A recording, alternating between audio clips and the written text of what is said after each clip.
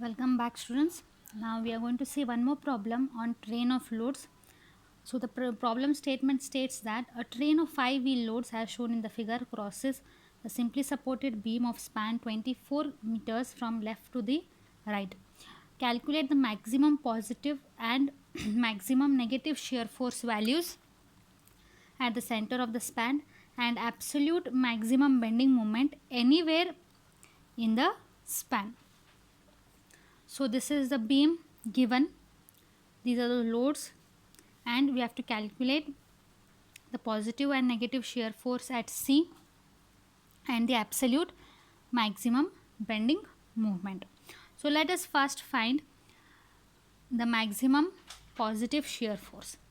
So we know to find the maximum positive shear force, it occurs when the tail of the load is on C, and the negative maximum shear force occurs when the head of the load is on C. So let us draw the influence line diagram for negative shear force, that is the head of the load should be on C. So this is the influence line diagram for the negative shear force. Okay, now we have to calculate the value of Z1, Z2, Z3 and Z4 and even Z5 by using our similar triangle way. Now here Z1 this distance is 12. Okay, so height is 1. Since it is unity, Z1 or the denominator gets multiplied by 1, so it is 12 divided by the whole distance 24. Z2 will be 9 divided by 24.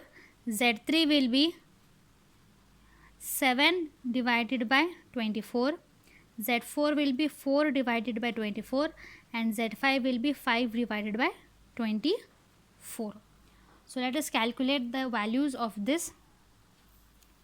So Z1, Z2, Z3 and Z4 and even Z5. So these are the values of Z1, Z2 and Z5. Let us calculate the maximum negative shear force, that is summation of all the forces multiplied by its ordinates. Okay, so once you substitute the loads and the ordinates, the value that you get for the answer is 205.833. so this is your negative shear force at point C. Now to calculate positive shear force at C, to calculate the positive shear force at C, the tail of the load should be on C. So as seen here, the tail of the load should be on point C. Okay, so this is the diagram. Once you have the 80 kilonewton on point C, rearrange the rearrange the loads and their distances for this part. So mark down their ordinates as Z1, Z2, Z3 and Z4 and Z5. Okay, since we are calculating positive, so we are going to take the consideration of RA diagram. Now let us calculate the value of Z1, Z2, Z3, Z4, Z5. Okay, now maximum positive shear force at C is given by summation of the loads multiplied by the ordinates. So once you substitute the ordinates and the loads, you will get the positive shear force as 179.167 kilonewton. Now next let us calculate absolute maximum bending moment. So the first step in calculating is calculating the CG of the loads. So calculate the CG of the loads about the leading load, that is the head of the load. Also it is called as the leading load or it is also called as the head of the load. So here the leading load is nothing but 120 kilonewton and calculate the CG about 120 kilonewton. So this is how you calculate the CG and you get it as 4.5125. Now from the leading load, since we have calculated from this point, now mark this distance 4.512 from here, taking this as 0, mark that distance. Okay, Now it lies in between 200 and 180. In the previous problems also we have taken into consideration the heavier load. Now for 180 and 200, the heavier load is what? The heavier load in between these two is 120 kilonewton.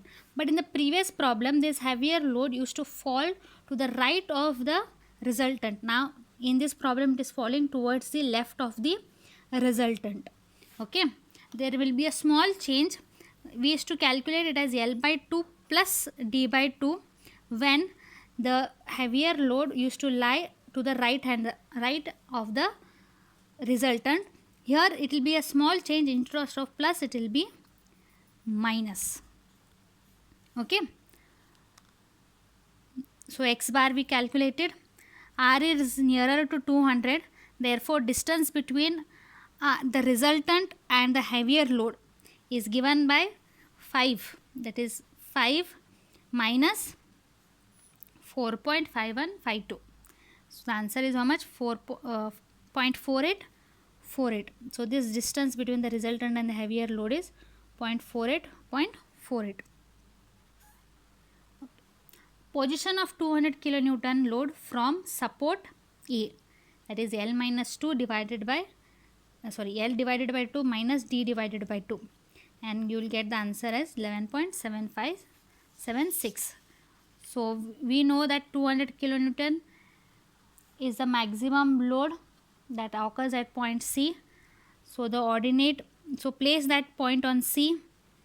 Okay, now this C, instead of C let us say M, because in the problem they have said C is 12 meters. Don't confuse with that nomenclature. This you can give any number, any variable as M. So let us give it as M. Now at M you are having the maximum ordinate, since because the maximum load is acting at this point.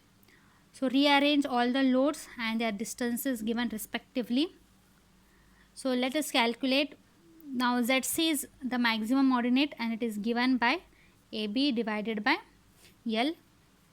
So this value, that is the position of 200 kilonewton load from A point, we have calculated using this equation, and that we have got it as 11.7576. So the remaining distance will be B. So after doing this calculation I got it as 5.997.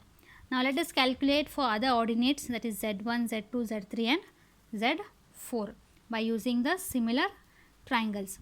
So I got Z1 as 3.445, Z2 as 4.467, Z3 as 5.03 and Z4 as 3.563. Now after this, our last step, that is calculating of maximum absolute bending moment at 200 kilonewton by summation of all the loads multiplied by its distance, multiplied by its ordinates, that is summation of all the loads multiplied by its ordinates. Substitute these ordinates and calculate it, you will get the answer as 3165.42 kilonewton meter. Okay. Thank you for hearing.